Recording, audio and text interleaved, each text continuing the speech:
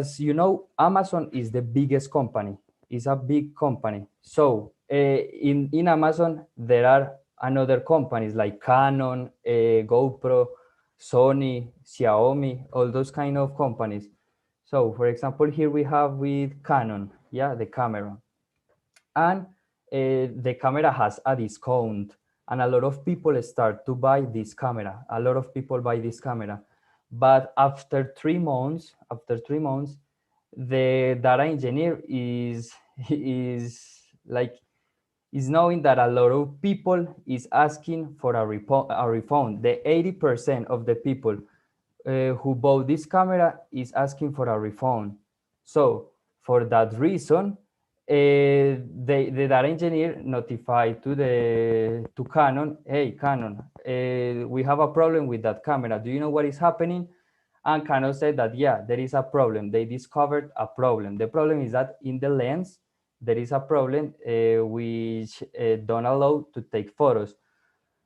And for that reason, the cybersecurity here is very, very, very important, because if all the world know that this camera is bad, maybe the most secure thing is that the people won't buy this camera, and the most and it's sure that the people maybe don't want in the company again. So this company is going to the bankrupt.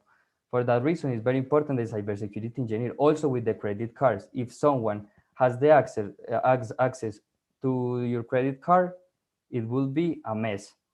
So if the data engineer and the cybersecurity engineer have problems with the program, with some specific part of the program, they are going to say to the systems engineer, hey man, something is wrong with the program, and the systems engineer is going to fix it. For that reason, systems engineer, data engineer, and cybersecurity engineer are a cycle and are very necessary in a company. As a conclusion, we have that the data of the companies are massive, yeah, as I told you at the beginning, are massive. So with all those information, the future is secure.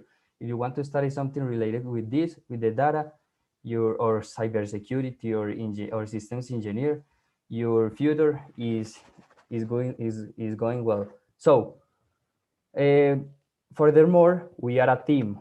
Without the systems engineer and the cybersecurity engineer, we wouldn't be anything. Yeah, as I showed you at the previous presentation, we are a team. We are a cycle. We work together.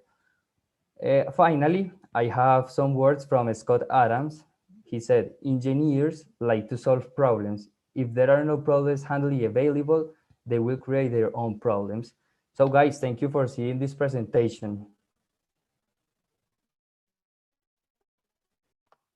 Thank you very much, my dear Juan Camilo, for presenting such interesting presentation. Definitely pretty important, yes. And now that we are in the era in which we have to handle all these technological advances and all this technology, it comes in very handy to know, or to get to know, how you work and the work that you actually do over there.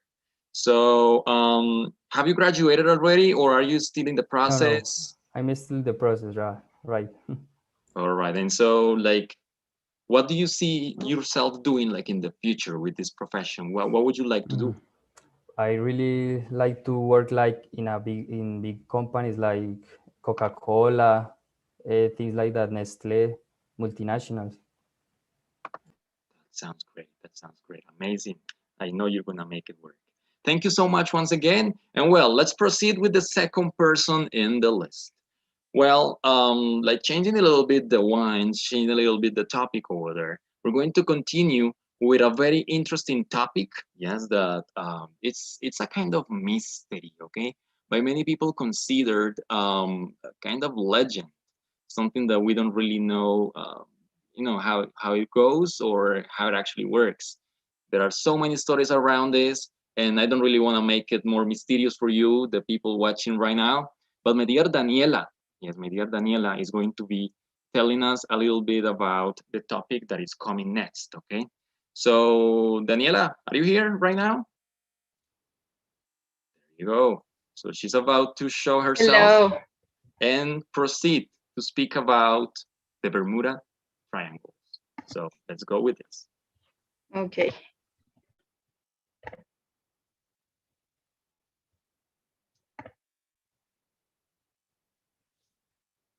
Hello, everybody. My name is Daniela Salazar, and this is my presentation. Can you hear the sound? Yes. Okay. The Devil's Sea. Unexplained disappearances.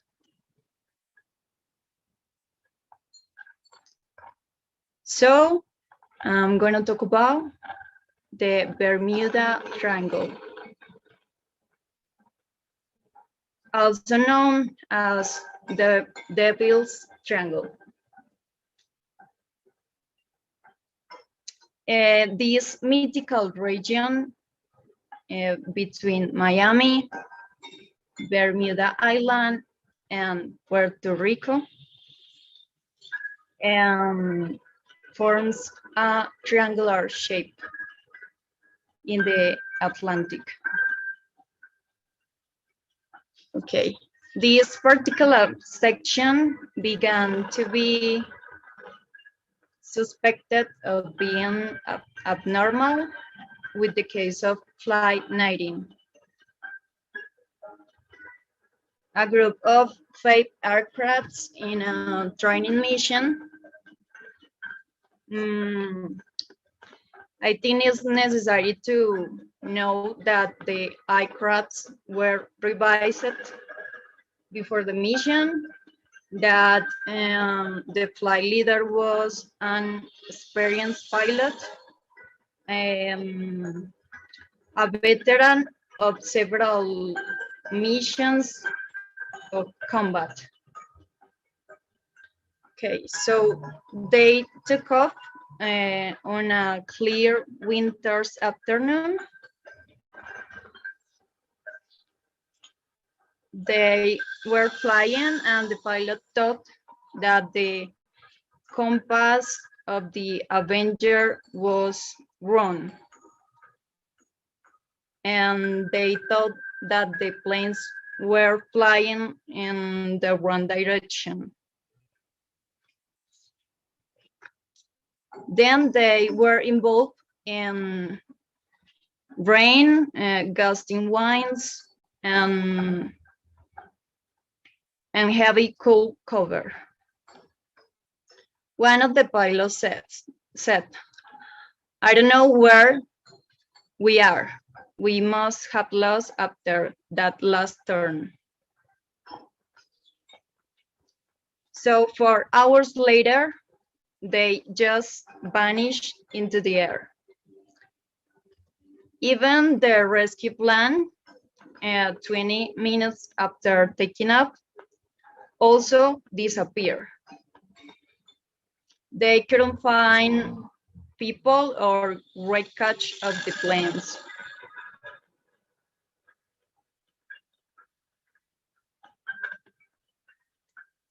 Okay. Besides that, there was another unexplained vanished, the USS Cyclops. It was the largest collier in the USS Navy, with the size of a half football field.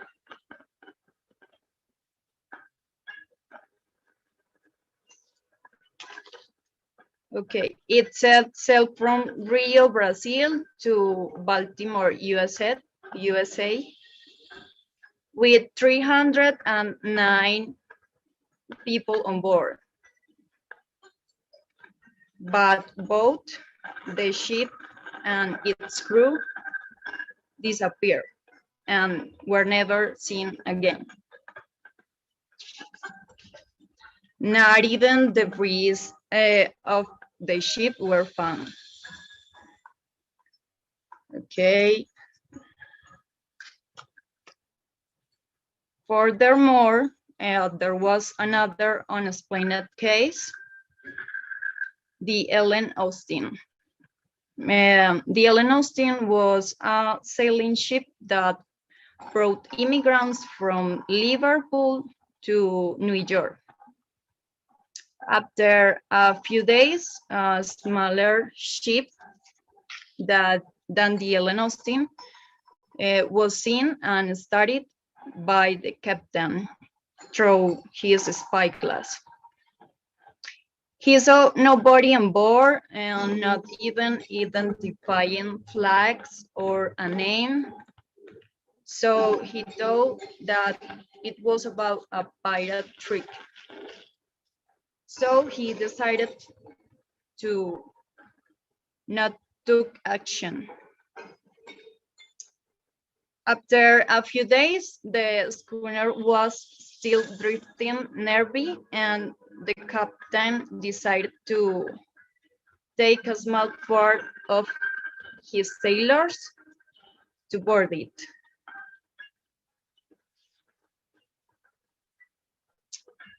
However, they couldn't find anyone. Even the logbook was missing, but the cargo of mahogany wood was intact. That's the reason why the captain ordered some of his armed men to take the ship to New York. But the ships were caught in a huge storm, and they had to separate. But finally, when the weather cleared, the captain tried to call his crew, but nobody answered. A number of sailors went to investigate, but they found no one on board.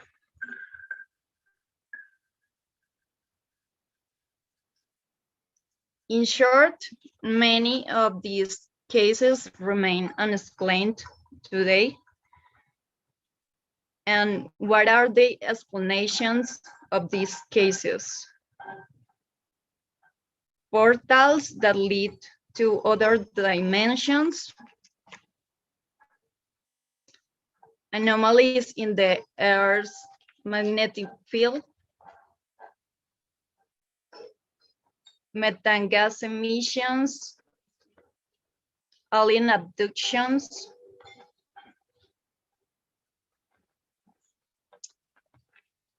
city matter high waves.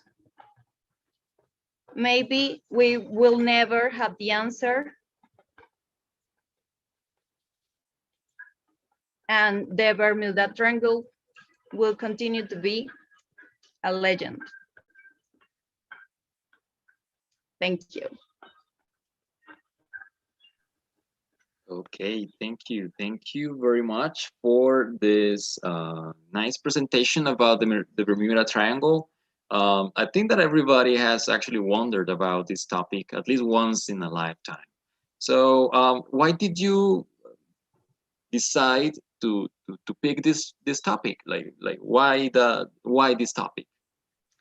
I wanted to choose something different, maybe something related with mysteries, or I don't know. Great. And well, that was definitely a very good pick. Thank you. Thank you so much for your presentation. And so we're going to continue right now with our next Thank you. presenter in line.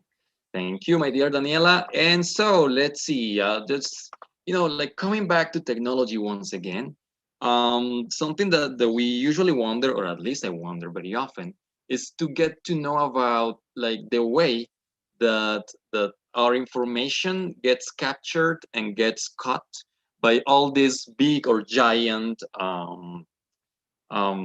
company that we call Google. And so today, Daniel is actually going to be showing us a little bit about that part. So how much does Google know about me? That's the question that Daniel is going to be answering today in his presentation. Thank you so much, and the floor is yours. Good morning, everybody. My name is Daniel Montes, and I'm going to talk about how much Google knows about me. So, it's important to begin with the understanding of how Google makes money. One of the main activities that Google makes to earn some money are the ads, the publicity that it gave to us. So they have two different types of ads. The first one is Google Ads that is offered in the Google search engine. So when you make a Google search, when you go to Google and make a search, you find usually that at the top of the results are some ads that are publicity. For example, when you look for a cell phone, the usually the first two options are links to an store. For example, Falabella or Éxito. So that is one of the types, and the second is Google AdSense. Google AdSense uh, is a type of publicity that you can put in your own website. So the publishers put some publicity, and Google made put the publicity depending on the user that is watching the page. For example, when you enter to a newspaper site, you see that at the middle of the news there is a Google publicity, and is target for you because Google made a profile of each user, and they make this profile when you use their different services. For example, when you use Gmail, when you use an Android phone, or when you use the Google search, they made a profile and they target the publicity exclusive for you. So, a research made by CNBC, that is an American television network, asked the same, what Google knows. And they found that Google knows, for example, the name, gender, and birth date of each one of us. They know the personal cell number. They knew what are your recent Google searches, the websites that you visit, and the exact location that you visit in the past. Also, they knew the YouTube videos that you watched before. And right now, with the AI assistants, they have the recordings of your voice.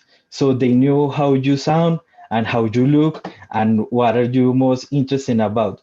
So uh, right now, I'm going to show you how Google made my profile. I've been using Android phones since like 2010, so they have a lot of years of information for me. And for example, I use YouTube every day to watch videos. I use the Google search engine every day for my work to search for different topics. I use all the G Suite that they have from Gmail, the Google Docs, and everything of that because my work has the email with Gmail, and I have an Android phone, as I told you before. So these are the ways that Google have the all the information for me. So I'm going to show you what are the exact information that Google knows about me. The first one is this. Google provided different links for you to know what Google knows. And the first one is this, add settings. For example, Google knows exactly my age, knows my gender, knows, for example, my bank, what bank I got, knows all the sites that I visit and all different kinds of things. This is my profile. And this is a short screenshot that I took because the list is very, very, very long. The next link is the Google Maps location. So you can see that Google has in red dots the locations where I've been in the past. And he knew the places, the cities, and the countries that I have visited. So yeah, they knew basically everything and then categorize this with the dates and everything.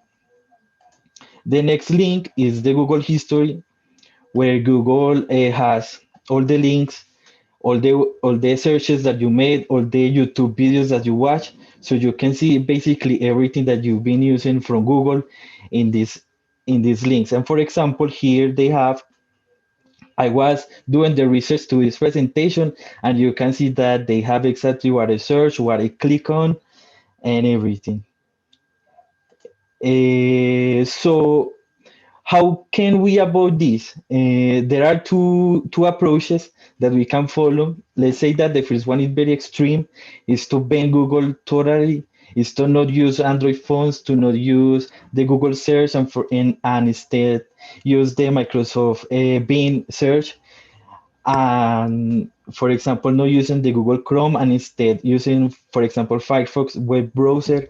But let's say that this is very difficult right now because we use basically Google every day. Other thing that Google offers is that you can go to your account and search for the activity controls, and you can modify some of the things that Google tracks about you. For example, the location history, I can turn it off. The voice, I can turn it off.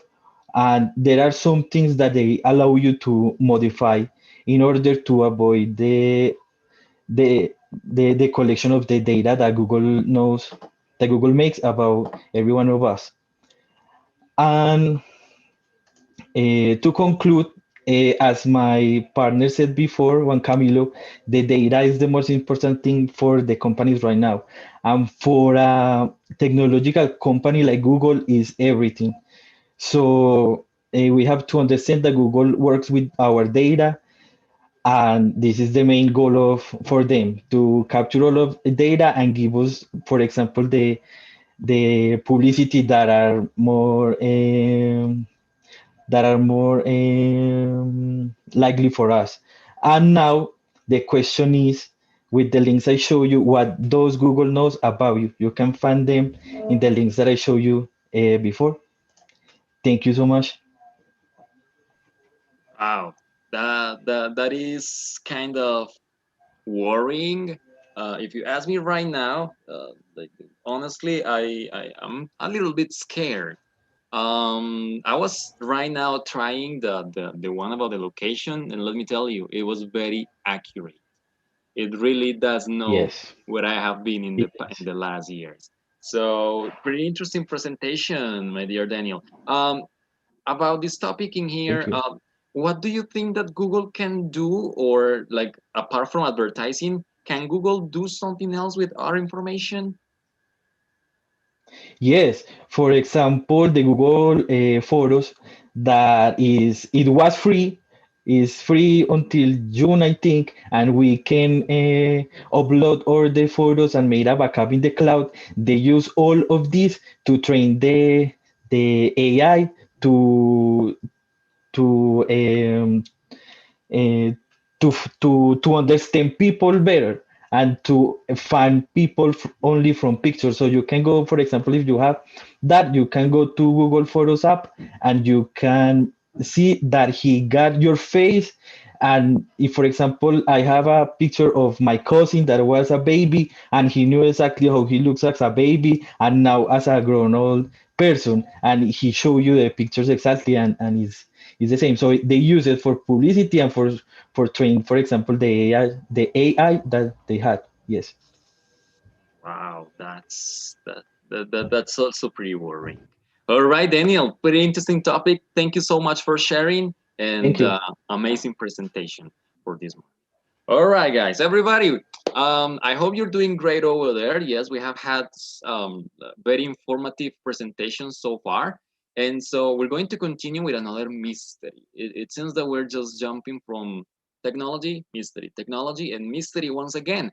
And so for this conspiracy mystery, we're going to have my dear Estefania Castro, who is going to be presenting about a pretty interesting or mysterious case that happened in the past. So, my dear Stefa, thank you so much for being in here, and you have the floor.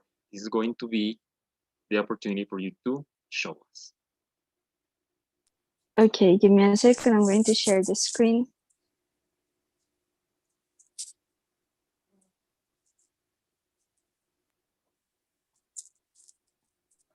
Okay, I'm going to talk about a topic that has been very polemic through the years, especially last decades since it happened, and also last weeks because of something that we're going to talk just in a few minutes. So let's start. Did the royal family murder Lady Diana? Okay, so what are we going to talk about? First, we're going to do like a quick review of the royal family and how and the members that have been there. Also, we are going to talk about the two main characters of this story that are Prince Charles, Lady Diana, and their relationship. Also, and we're going to talk about a section that I wanted to call She Was Different. And finally, we're going to talk about the accident and all the different theories around it. So let's start first with the monarchy. The royal family, as we know it right now, started in 1970 with the King George V, that is the man that you can see on the left. Then it was the next king was George VI, that you can see him in the middle, with Elizabeth I, also known as the Queen Mother. And they were the parents for the current queen, that is Elizabeth II, who is married to Philip. Prince Philip, and so they are the parents of one of the main characters of this story, that is Charles Philip Arthur George. He was born in November 14 of 1948. As he is the main heir of the royal family, he has all been raised in a sober and disciplined way, and that has been really rough for him because since he was a little kid, he was not into this way of being, this personality, because he was shy and sensitive. And that was one of the reasons why his father was really hard on him, because he didn't want the community to see him as vulnerable. And of course, the family and also all the country was expecting so much from him as he was going to be the new king. And that was really hard for him. And also in his childhood, he didn't have the support of his mother and his father, because his mother became queen when he was very young. So she was in her royal duties with her husband, and Charles was not like really having this company of his parents. Also, his dad just sent him when he was a teenager to another country so he could change his personality and become more sober-minded. So he sent him to Australia, and Charles said that the years in Australia were one of the best years of his life, but he kept on being sensitive and not strong as they expected him to be. Then we're going to talk about Diana Frances Spencer, also known as Lady Diana or Princess Diana. And she was born on July the 1st of 1961. She had something in common with Charles, was that in her childhood was also well kind of rough because her parents divorced when she was 7 years old, and that affected seriously her mental health because she didn't have a good communication, not with her parents, not her sister, and also the new couples of her parents. So she was keeping her feelings for her, and that affected her in a long term. Charles and Diana's relationship, well, they first met in 1977 when Charles was 29 years old and Diana was 16 years old. They met because Charles was having like a short romance with Diana's sisters, Sarah, that is the girl that you can see on the left, that's Charles and Sarah. And but their romance didn't last long and they didn't talk anymore, and he didn't met again with Diana in 1980 because of common friends. They met and they started dating. They started dating, but Charles had always been in love with another girl that is called Camila. So we are going to talk about her just in a few minutes. But this was a big problem in their relationship because since they started, he wanted to do it like to make Camila jealous.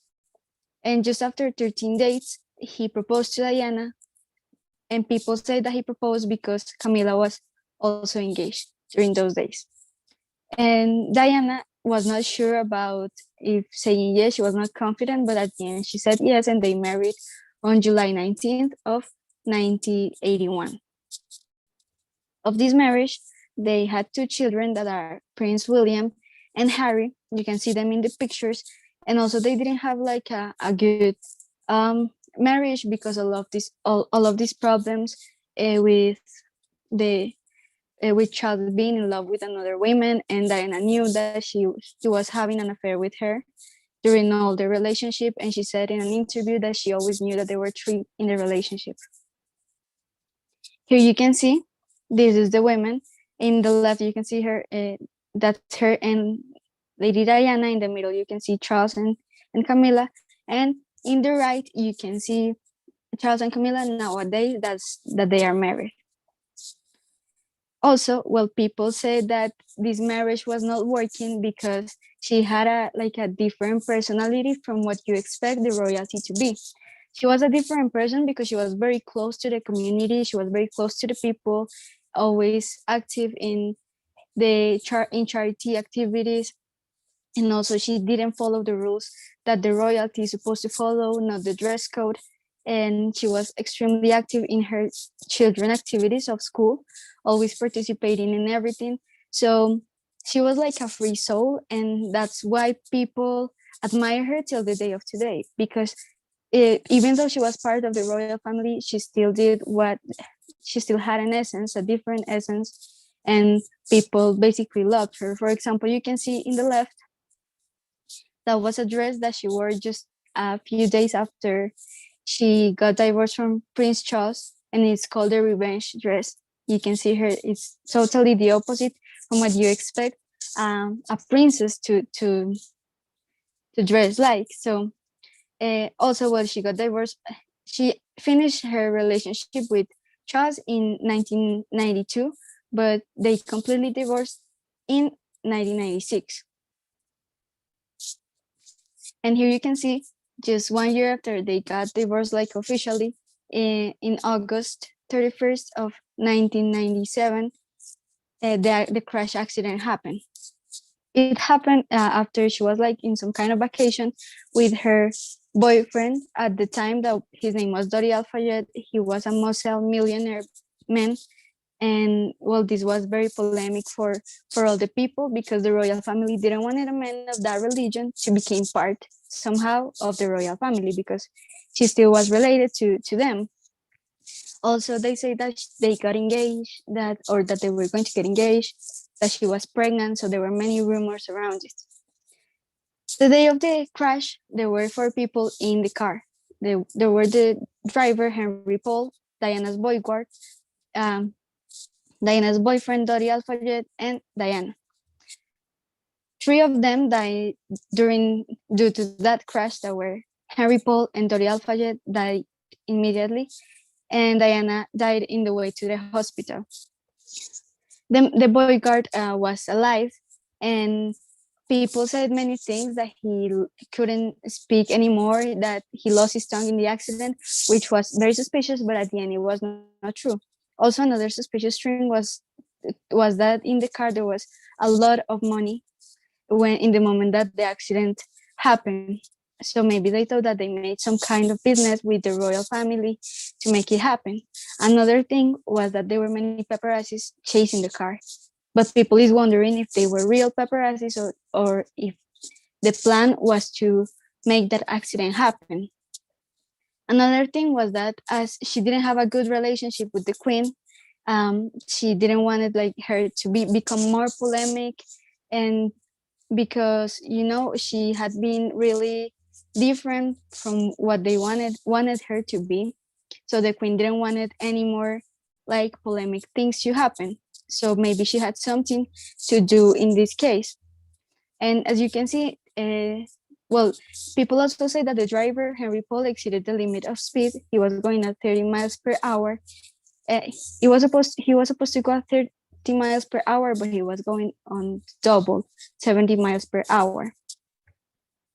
And something that is very curious is that 2 years before the accident happened, she wrote a letter to one of her closest friends that says the following things. I am sitting here at my desk today in October, longing for someone to hug me and encourage me to keep strong and hold my head high. This particular phase in my life is the most dangerous. My husband is planning a car accident, brake failure, and serious head injury. in order to make the path clear for him to marry Tiki. So that they were trying to find a way to let Charles live like a clear path to marry the woman that he had always been in love, because they say that they prefer to have orphan children than the woman that was the mother of their children around them. And also the royal family didn't want to tell William at the beginning. They were trying to avoid news, TV, and radio in all the time, so they didn't know about the accident of their mother. And so that was also very suspicious because they were the main people who should have known about this accident. Also, the queen didn't want to talk about it just after 4 days, after 4 days of the accident and after 4 days of the funeral. She didn't want to do the funeral, but for peer pressure of the community, she did a proper funeral as the princess. Well, she was in a moment, and also the queen didn't talk just after a few days because a minister told her to do so. And finally, well, I want to highlight something that happened the last week was that Harry and Meghan had an interview with Oprah that was very polemic, and he said that the royal family was thinking about his son's skin color and many other things, but he said that he quit royalty because he didn't want the story to repeat, and he meant the story of his mother. So maybe he's giving some clues. Also, when he quit royalty, he said that he was not going to play the game of to play the game that killed his mother. So that is also something curious. Maybe he's giving clues. But finally, well, we don't have a complete answer, like like a clear answer for this, but there are many clues that lead us to the same path. But we cannot say that those people were the ones that killed Lady Diana. So thank you so much. That was the presentation. That was a pretty intriguing presentation for sure. Very interesting case as well. Thank you so much. It was very interesting, and it seems that you feel passion when explaining all the different relationships between the family and everything. So how did you get to know that much about them, or better, why? Like, do you really like this topic, or what can you tell us about that? Well, since I was very little, I have always loved history, and this is one of the topics that people highlight when talking about history around all the world. So yeah, I think it's something very interesting, and yeah, that's basically it. And also, it takes my attention because of Lady Diana's like passion for the community. So that's it. For sure, for sure. All right, thank you so much for such a wonderful presentation. And so right now we're going to proceed with another mystery. Actually, this is, well, it's not actually a mystery, but this is a little bit more, uh, anyhow, frightening. Okay, more frightening story that we're going to be listening in a minute. But it's about the Cecil Hotel. Yes, that's the one that is located in downtown Los Angeles, if I'm not mistaken. But well, I don't really know much about it, but my dear Maria Paula knows a lot. So she's going to be presenting about the mysterious cases that happened at this hotel. Thank you so much, my dear Maria Paula. You have the room right now for your presentation. Thank you, teacher. Hello to everyone. My name is Maria Paula, and today I'm going to tell you a little bit about the Cecil case. Um, so, many deaths have been occurred throughout the history of this hotel. It was inaugurated on December 20, 1924 in downtown Los Angeles. It eventually became a hostel. And this hotel had been designed to house important businessmen but quickly became a shelter for psychopaths, suicides, and thousands of deaths. And now I'm going to tell you about the most shocking cases or deaths that had marked the history of this hotel. So the first one is the Black Dahlia or Elizabeth Shore. Um, Better known as the Black Dahlia, she was seen having a drink at the Cecil Bar few days before her famous murder, which to these days remains unsolved. Her death was famous because she was mutilated and her body was cut in two, and the people thought at the beginning that she was a mannequin. Later, in 1980s, in the 1980s, the serial killer Richard Ramirez, nicknamed the Nile Stalker, stayed at the hotel. Ramirez was always close to the hotel and stayed for many weeks. And it's possible that during his stay at the Cecil, Ramirez committed many of his murders. This terrible murder was self-proclaimed admirer of Satan. He took up a resident of the 14th floor and he paid $14 a night and killed 14 people. Um, Also, we have another serial killer, the Austrian Jack Antuwerer. He stayed at the Cecil in 1991, probably as a tribute to Richard Ramirez. During his stay, he strangled and murdered at least three sex workers. And finally, we have Elisa Lam. This is probably one of the best known cases. It happened in 2013 and it went viral. We all know about it because of a video in which Elisa Lam is pressing the elevator's buttons non-stop and getting in and out of the elevator several times, as if she wanted to hide from someone. The video was filmed shortly before the disappearance, and later her body was found in one of the hotel's rooftop water towns. After that, several guests complained about the strange color and low pressure, water pressure. Why Elizabeth was found inside the town remains a mystery up to these days. Also, at present, it is thought that Ryan Murphy was inspired to the Cecil Hotel for season 5 of American Horror Story. Also, this year in February, Netflix released the documentary Crime Exit to the Vanished of the Cecil Hotel. We talk about the death of Elisa Lam and also another events that took place at the Cecil Hotel. In my opinion, I didn't like very much that documentary because I seems that the owner of the hotel was like hiding the truth about the Lisa's death. Um, and for me, I don't know. I chose this topic because I have a taste for mysterious murders and kind of these cases. Also because my favorite YouTuber is Paulette. So she talk about everything murders that happen in the world and things like that. And I wanted to show you a little bit of this hotel that seems to be taken out of the scary movie.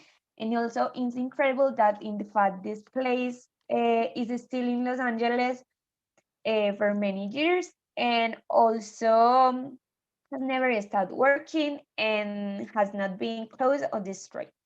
So yeah, thank you, guys.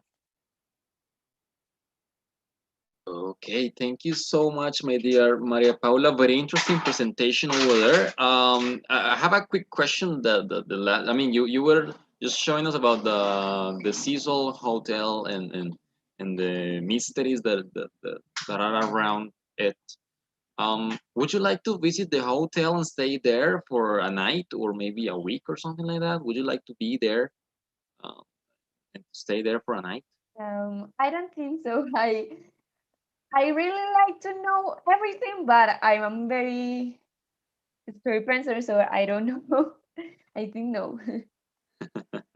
So that's yeah, so you got a chicken. That's what they would say Yes. over there, right? Okay, no, okay, that's good. That's good. Yeah, it was just a random question. Because definitely in my case, I wouldn't like to go. I mean, just to visit, but not to stay. Like, Yes. don't really want to risk my life over there. That's good. That's very good. Thank you so much for Thank your you. presentation, dear Maria Paula. Very interesting. Okie dokie. We're going to continue. For the ones that are still there in the YouTube live, thank you so much. We have still so many other presentations. Well, we have more actually. We have 4 more. And we're going to continue with a presentation that is very interesting. It's going to be a little bit different from the different topics that we have covered so far in our presentations, but definitely it's going to be very informative and very pedagogical as well. Let's learn about the universe. That's the idea, and my dear Mariana is going to be helping us understand certain things about the universe today with her presentation. So Mari, thank you so much, and let's continue with your presentation. You're muted, my dear Mari, please. Sorry. Thank you, teacher. Okay, good morning. My name is Mariana Ceballos. I'm a student of physical engineering, and today I am going to explain what is dark matter in simple terms. Okay. We know that the universe is full of things, and these things resist being seen, at least with a simple telescope. The cosmos not only emits visible light, it also emits infrared, ultraviolet, microwave, and gamma rays. Electromagnetic radiation reaches us from all the corners of the universe. But if we know how to grasp it, we can see what is hidden. But this isn't enough. There are still many things that are there, but we can observe. But how do we know that they are there? Okay. We know that they are there because even though they are invisible, gravity gives them away. Because just look how two gas and stars rotate in the outermost parts of the galaxy. Newton's law of gravitation says that rotational speed must decrease the further away the galactic core, but this isn't that we observe. The rotational speed doesn't seem to change. Now, some evidence that allow to give way to this theory were inexplicable galactic movements, gravitational lensing where there isn't visible matter, and even traces in the background of the microwave radiation. Everything points to the existence of something that fills the universe, that exerts a gravitational influence around it, but we aren't able to see. This is called dark matter. It's important not to confuse this with antimatter or dark energy.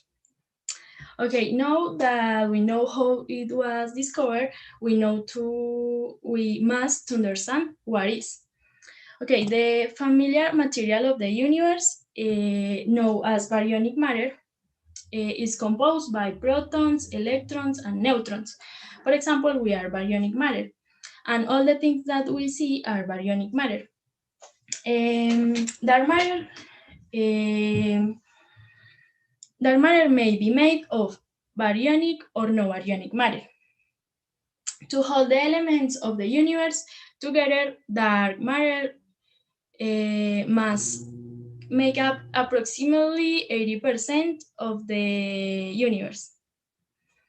And the missing matter could simply be more challenging to detect, made up of regular baryonic matter. Now, some potential candidates include brown dwarfs, white dwarfs, and neutron stars. These candidates are like baby stars because they are younger than the sun of our planetary system. But these objects will have to play a more dominant role than the scientists have observed to make up the missing matter, while other elements suggest that dark matter is more exotic. Okay. Most scientists think that dark matter is composed by no baryonic matter, and the lead candidates have 10 to 100 times the mass of a proton. But their weak interaction with normal matter make them difficult to detect. Now imagine that you are a little particle, like a proton, and you have a friend. Your friend it's bigger than you and it's imaginary. It's called neutralino and it's part of dark matter. Neutralinos are massive hypothetical particles, heavier and slower than neutrinos, another particle of dark matter, of baryonic matter, sorry. And neutralinos are the foremost candidates, though they have yet to be explored. Okay, now some characteristics that we know of dark matter. Okay, it's electrically neutral and dark. That is, it doesn't interact with electromagnetic waves. It's stable, it lasts over time, and it's cold because it doesn't move at speeds close to that of light. And to sum up, we can say that understanding dark matter is important to understand the size, shape, and future of the universe. The amount of dark matter in the universe will determine if the universe is open, continue to expand, close, expands to a point and then collapse, or flat, expands and then stops when it reaches equilibrium. Understanding dark matter will also aid indefinitely explaining the formation and evolution of galaxies and clusters. And thank you for your attention. Okay, Mary, thank you. Thank you so much for this very informative presentation. Definitely, I didn't really know much about it when I was reading the first task. It was pretty interesting for me to get to know all these different categories, the dark matter, the antimatter is the name of the other one, Yes. and the dark energy. So, but that was something that you didn't include over there. Is there any characteristic that makes each of them special or different from one the other? Oh, teacher, but it's very difficult to explain. I know, Yes. I know. But just this is But like are very universe for different. Are dummies. very different to dark matter. Yes. All right, that's very good. That's very good. And so when you say that we are Byronic matter, like all of us, Yes. okay, that's a pretty interesting concept as well to get. Yeah, that's a totally different. Like I'm a human being, but now I am Byronic matter. Interesting. That's very good. Mari, thank you so much for your presentation, and definitely an amazing way to explain or to teach us a little bit more about the universe that we're living in. Thank you, teacher. All right, let's continue. In the same order that we have in there, like talking about the universe. Um, honestly, I have never, and I had never wondered about the fact that I can see the colors, but I honestly like I don't really know why. I see the colors. Like like something that is very common is that people say dogs cannot see certain colors, or they are like they see everything in black and white, or those type of things. But well, today we're gonna get to see why we see colors. Yeah, like that's the question right now, and that's the answer that Santi is going to provide us today with his presentation. So thank you so much, and Santiago, you have the floor to answer the question and to your presentation. Thank you, teacher. Now let me share. Okay, you can see it? Okay, thank you. Yes. Okay, so, hey, my name is Santiago. I'm a student of physical engineering, and today I will explain you why colors exist. Well, as a lot of you know, there are a lot of things in this universe that we never pay attention to. Things that we take for granted. Like a grain of sand is insignificant to us, but there is a thing that is beautiful and we see all days. And I think that we have to pay more attention to that thing, the colors of everything. Yes, I know that some of you will consider this something very common and insignificant or stupid, I don't know. But let me show you in a not boring way why colors exist. So, okay, let's think in the white light, the light of the sun. We see this light from 6 a.m. to 6 p.m. And yes, what if I said you that that light is the combination of all the colors? I think that maybe some of you know that, but that white light is the combination of all type of colors. How we discover this? Right? Say thanks to Isaac Newton, who discovered how decompose the white light. So he just needed a dark room with a hole that would let in a beam of light and a prism where that beam of light would fall. Then will be decomposed, as you can see.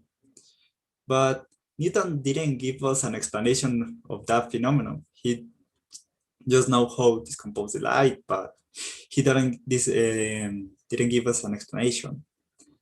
The scientist, the physicist who discovered the explanation was Joseph Fraunhofer. Okay, this guy discovered the explanation of why the light get decomposed in a prism. What is the explanation that he gave us? The light, the white light, travel into the air or the space at the same speed. But when it crashes in an angle,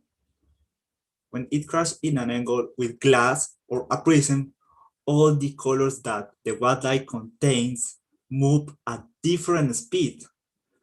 So that's why in a prism, inside a prism, all the colors move at different speed. And he moved in directions slightly different. So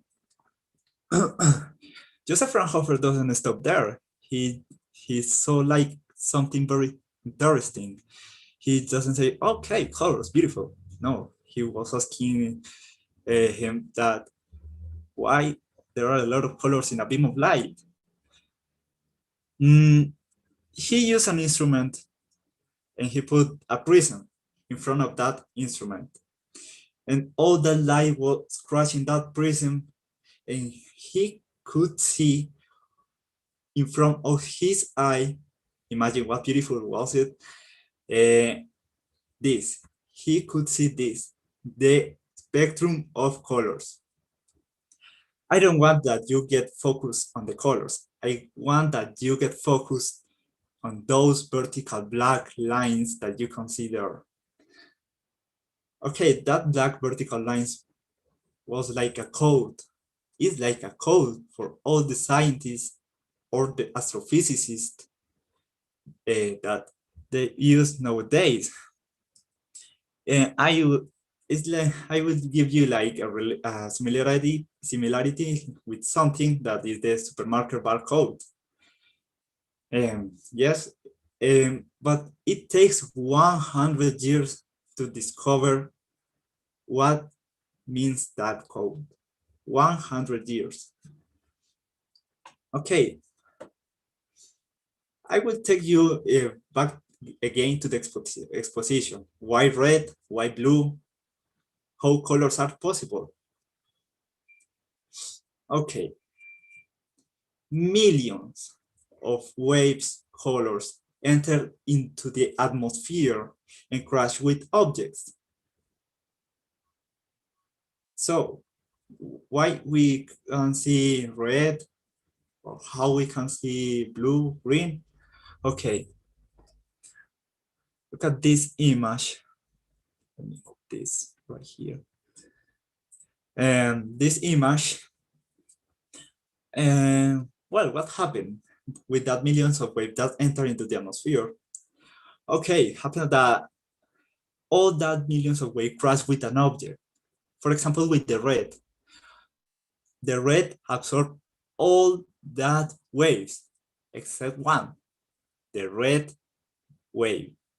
And that red wave crash and is reflected to us. That's why we can see the red.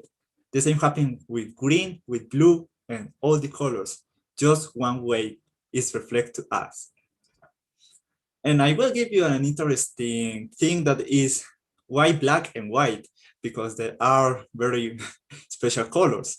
Black is black because all that waves are absorbed. And a wave is, yes, a wave is not reflected to us. The black absorb all that waves. Why the white is reflect all that waves. That's why the black is black and the white is white. So, but there's something, this is something much more complex than this. We have to reduce ourselves to a small kingdom. Well, I know that in the school, all the teachers bore us with mathematics, chemistry, physics, and a lot of equations that we hate the maths. Okay, I don't hate the math because I'm a student of physics, but I know that a lot of you, yes, hate the math. But they teach us about something very interesting. That thing is the atoms. The atoms. So the atoms is the most, where is matter, there are atoms. It's the smallest thing in the universe. And I don't want that you get bored with this, but I just need that you remember some things. The atom is composed by three particles: protons, neutrons, and the electrons. Okay, the electrons. This last one helped to the scientists know what type of element are studying. Imagine that you are an atom. You have one electron. You are the hydrogen. Right now you have two electrons. Try helium. Okay, the number of protons and neutrons varies too, but I don't want to get you confused on this. Just think in the electrons, okay? So, let's work with an atom that is very simple, but is the most abundant in the universe, in the entire universe, is the most abundant. That is the atom of hydrogen. He just have one electron. Now, imagine just the atom of hydrogen, the electron dancing around the nucleus or core in an orbit. But I know that you are imagining a perfect orbit, but it's not perfect at all. And it's not an orbit. This is fake. The electron travels at speed very high, that it is like the electron is teletransporting in the entire nucleus of the atom. So yes, it's like he is like teleporting in the entire nucleus. Neil deGrasse Tyson, that is a guy that put in another, I don't know, in another diapositive, maybe, yes. Oh yes, this guy, Neil deGrasse Tyson, give us an explanation. And well, what he said like if you are in an edifice and you take an elevator from the second to the fourth floor, and there's no floors in the middle, the same does the electrons. they get teleported in all the atom. Yes, I know that is something confused, but he gets teleported. So what happened? Why he get teleported?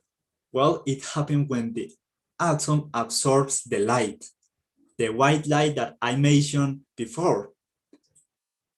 When the atom absorbs the light, the electron relays energy, and when the electron jumps to an orbit and to another, yes, he's doing that all the time, that black vertical lines are produced that I said you before. Those black vertical lines on this spectrum are produced when the electrons jumps to a level for another, and is an electron dancing in the entire nucleus. So, in summary of all this, the colors are just the description of an electron dancing in the atom. It's just that. It's something amazing. It's dancing around all the atom and producing that color. And why are those vertical, black vertical lines that help to discover what type of element they are studying the scientists, because all the electrons are dancing. Imagine when all the electrons in an atom with 69, I don't know, electrons. That's crazy. So the colors are produced because the electron is dancing, no more. And it reflects just one wave, the red, the blue, and all that. It's something very complex. I know that it has a lot of mathematics to demonstrate that, but in simple terms, that's what happened. So the universe has beautiful colors because of that big small particles, the electrons. And thank you a lot. Wow. Okay, okay. So that's a very good definition. So a color is an electron dancing around an atom. Is that what you're saying? Yes. Yes. I have to write that down somewhere. I think I'm gonna use that in my future classes. Yeah, that's interesting. That's a very interesting way to break it down, to make it very pedagogical for all of us. Yes, like to show us the way in which Newton actually, like demonstrated using the prism and all those. I mean the white beam and then just decomposing the colors. It was pretty interesting. Thank you so much for showing that to us. I mean, I have the question for you, pretty simple question. Like I know that Yeah. inside your career, you study a lot of different things, but why selecting specifically this topic about the colors? I don't know.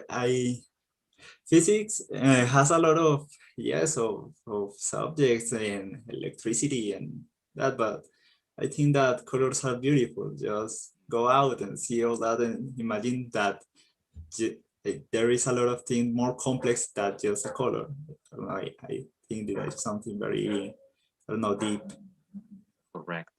Very good. Yes, like to get to know that there's something behind every single color we see. I think that's the conclusion of Yeah. your presentation. Amazing. Thank you so much for that. And well, like it was just great to get to know all those different terms, yes, that we learned today with your presentation. All right, so we're going to continue with a very interesting topic as well. The something that happened like some time ago that it was not a very good event, I have to tell you, but definitely one of the events that marked the life in history for humanity. Okay, so we're going to be taking a look at it. Yes, I'm going to tell you a little bit about it now because I have Julie here, which is an expert, and today she's going to be telling us a little bit more about how all of these happened. So, Julie, you have the floor to explain about your presentation, Chernobyl disaster. Let's go for it. Thank you so much, teacher. So good morning, everybody. I hope all of you are doing great. My name is Juliana Ramirez, and today I'm going to be talking about Chernobyl disaster. Well, let's start with what happened in the accident. Okay, so the Chernobyl nuclear disaster occurred on April 26 in 1986. This is cataloged like the greatest or the biggest nuclear catastrophe in the history. So this explosion took place in the fourth block of the Chernobyl nuclear power plant. As you can see, we have 3 units, and in the fourth one is where happened the accident. It was located just at 120 kilometers from the capital of Ukraine, which is Kiev. And at that time, this Chernobyl nuclear power plant was one of the largest and one of the most important in the world. So it was basically dedicated to create the strategies for military programs of the Soviet army.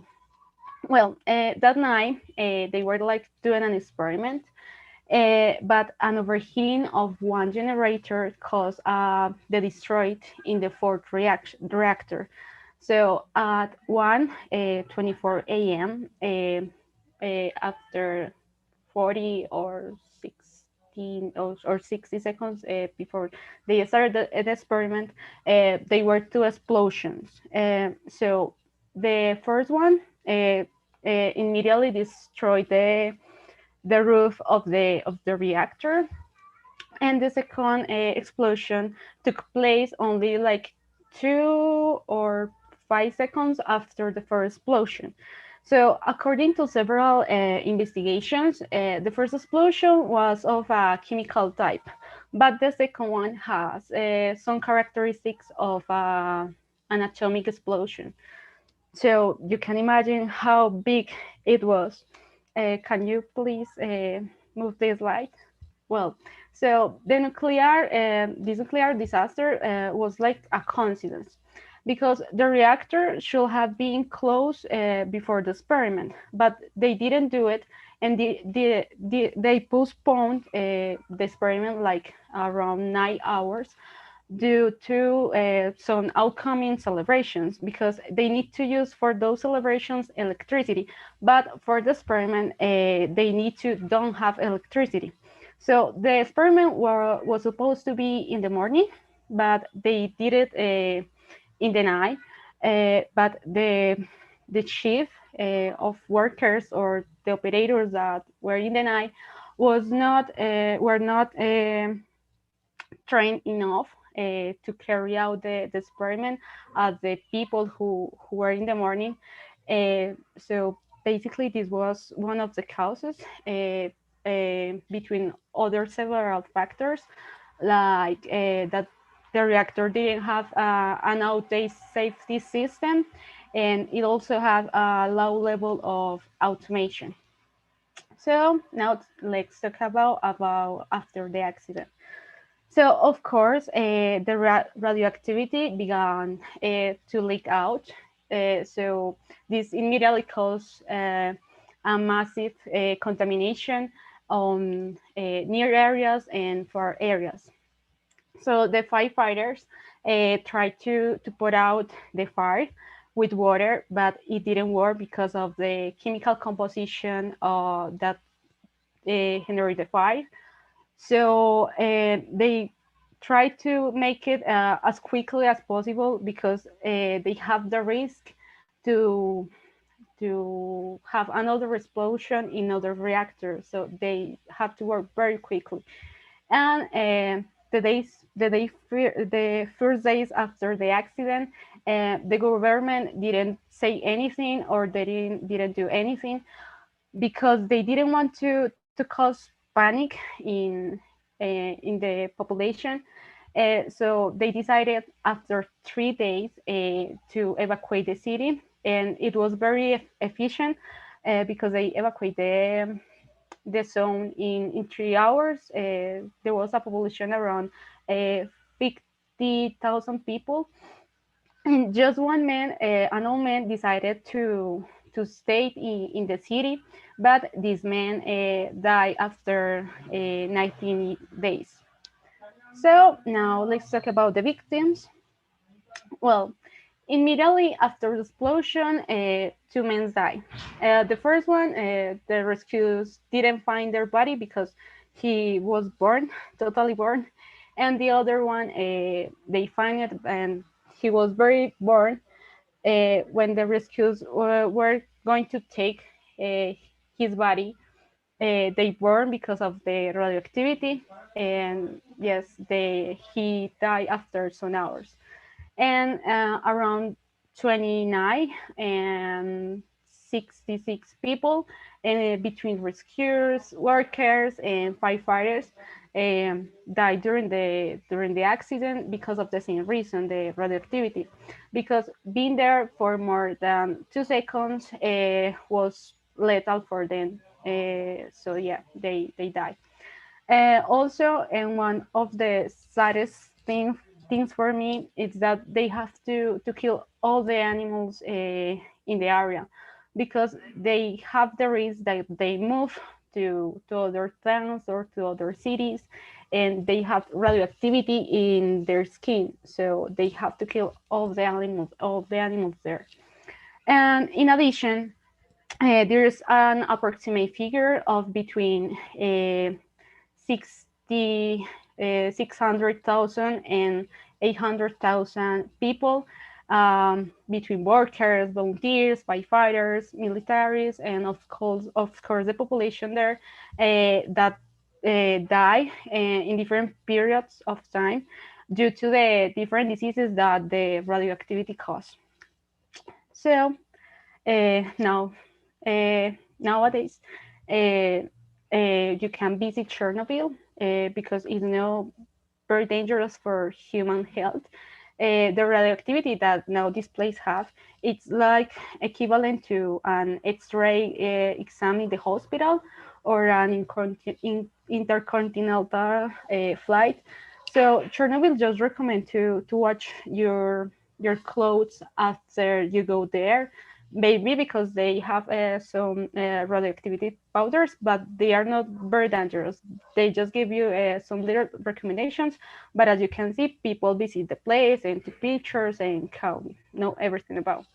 So Pripyat, which is the city where Chernobyl is located, currently it's a ghost town, as you can see in the images, but it was like frozen in the 80s, because if you walk around the city, you can find like posters and theaters or clothes that are from the 80s. Of course, it is forbidden for everybody to live there, because if you stay there like frequently or uh, many days, it can be a little bit dangerous to stay there.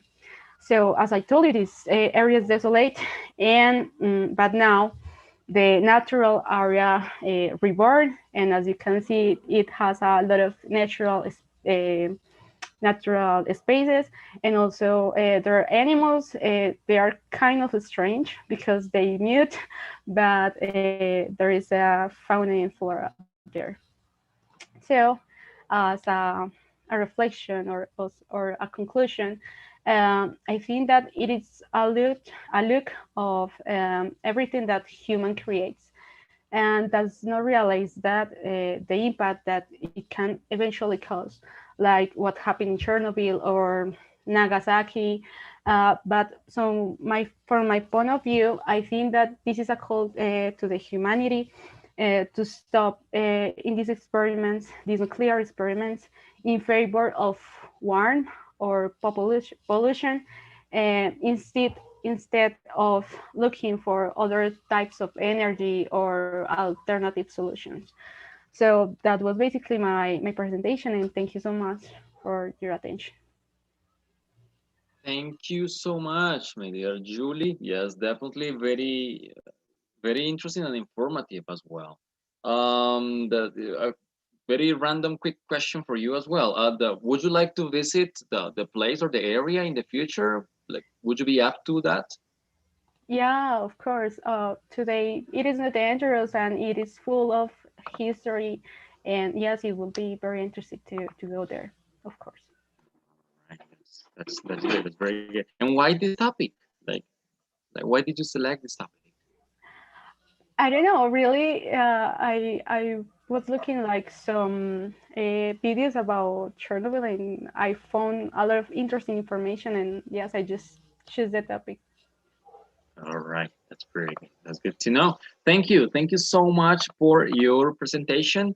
And well, yeah, definitely a terrible disaster that we really hope it doesn't really happen again, or it maximizes in a near future. Okie dokie. So let's continue. Last but not least, yeah, we have our presenter. Yes, the last presenter of the day, um, who's going to be explaining a little bit about the sugar industry, okay, and how how sugar actually affects our lives, which is actually something pretty important nowadays, and important for us to consider as well. So, my dear Carolina, are you ready for the presentation?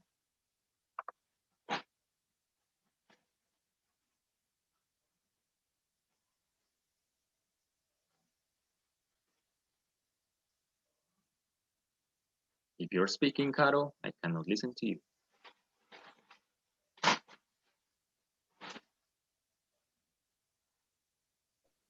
Yes, teacher. I am trying to connect that. To.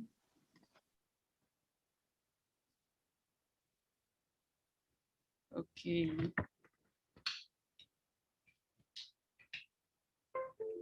Okay. Hello, everybody. My name is Carolina Alvarez, and I am industrial engineering. Today, I am going to talk about sugar industry because I think it's an interesting topic for the health of everybody.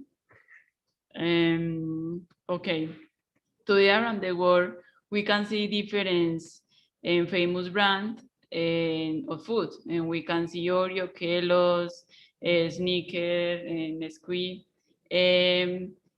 But if you see that image, we know that the majority of this brand use sugar as one of the principal ingredients. But why? Why sugar is too popular? Okay, scientists and evidence has could check that the sugar is 8 times more addictive than cocaine. Why? Because sugar activates more parts of the brain that cocaine in the same time. And for the reason is too addicted. If see the image, is a cycle. You eat sugar, your levels of blood sugar increase, and later your level decrease, and finally you feel the necessity to eat more sugar. And for the reason is too addicted. And for the reason for the industry, it's important to put sugar or put glucose or fructose that is the same in your products. Okay, but why sugar is bad? Because the insulin, the sugar cause that the insulin in your body increase, and is increase, your body accumulate fat. That is bad because produce inflammations on the nervous system. Also inhibit the body repairs and the ability to fight for virus or the ability to fight for possible disease. There are many articles about the negative effects of sugar in the brain because it can be produce depression and anxiety. And you can see the image, and you can see and see types of design and hair design, high blood pressure, diabetes, and certain types of cancer, high blood cholesterol, obstruction, sleep, and this sickness are the first cause of die in the world. And 63% of population had obesity and overweight. Okay, and this is a graphic that correlates and the death for COVID is related to the percentage of obesity. If see in the UK, USA, France, and Brazil, and you can see that the obesity rates at about to the 40%, and is the country that and the people die more for COVID. And if you see India, China, Vietnam, the percent of people die for COVID is less, and in these kind of countries, the percent of obesity is too less, and is an evidence and is an statistic important. Okay, the bad nutrition today is a problem in our society. We see children with serious sickness produce the bad nutrition, and cancer, diabetes, obesity. If we see the type of publicity in TV, on internet, we see children's happiness and drinking coca or drinking Kellogg's with a lot of sugar. And over 10 times more children and adolescents were obese in the active system compared to 1985. That is a conclude statistic. And both for the industry and for the government, it's important that the people eating these kind of products, and because they move millions of dollars around the world. And exist other industries that benefit of that. For example, the pharmaceutical industry. If you see the COVID vaccine, and if you see medicines for diabetes, medicine for hypertension, for the reasons the government, I don't know, to try to do something really important about that, I don't see that. Okay. But what should we eat every day?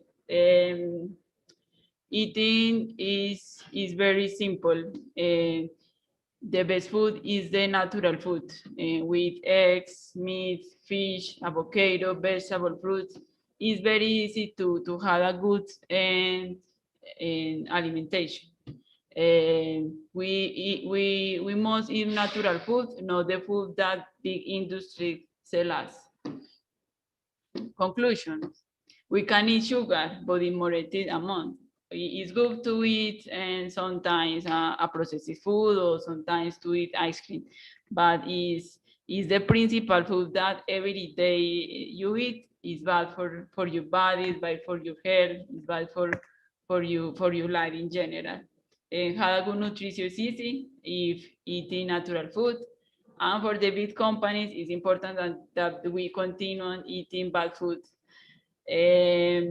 But it's our decision to make better decision about that we both. And the best medicine is our food. Is the most important for everybody. And is that. Thank you. Okay, Caro, thank you. Thank you so much for your presentation. As I mentioned at the beginning, and as definitely you mentioned as well in the conclusions, this is a very important topic that we sometimes take for granted, okay? Like we don't really pay attention to it, and we just continue consuming this type of products, but definitely can have like very harmful consequences for our futures.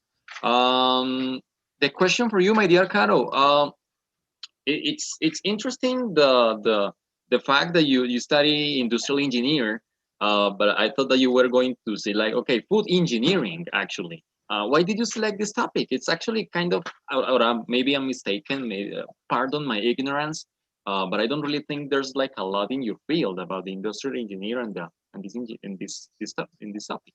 So why did you choose it? And I choose this topic because in my life, for me, it's important have a good health for me and for my family.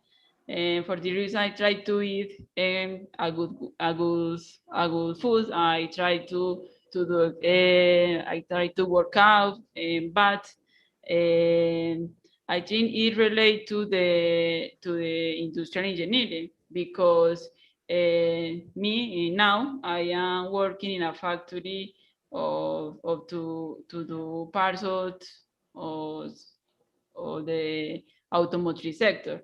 But in other time, I can to work in a factory to do something this kind of products. And for the reason I think is correlate and it's important to know and that all people know about these kind of topics. Correct. Very good. That's very, very good. Cool. Thank you. Thank you so much once again, Media Caro, for sharing your presentation. Very interesting topic, very informative. And well, with this, with Caro, and with a very important conclusion in our minds as well, we're going to be finishing these presentations. For all the people connecting or the connected or the ones that are going to watch these presentations in the future, thank you so much. We really appreciate your time and we really appreciate the attention that you had for the presentations and for the information that we wanted to share today. We're going to stop it in here.